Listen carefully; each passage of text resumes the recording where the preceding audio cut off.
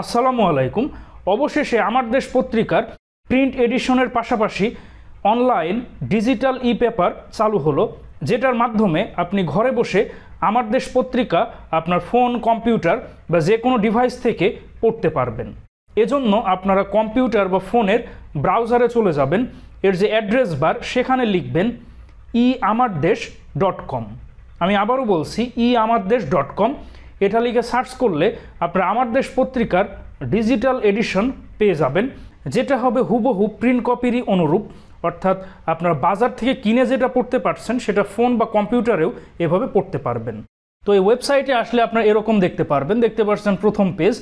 তো অটোমেটিক্যালি প্রথম পাতা আপনাদের সামনে শো হবে।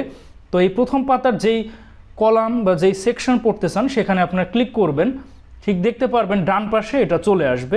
তো এটা আপনারা এভাবে ফুল স্ক্রিনে গেলে এটা আপনারা পুরো নিউজ ফুল স্ক্রিনে পড়তে পারবেন।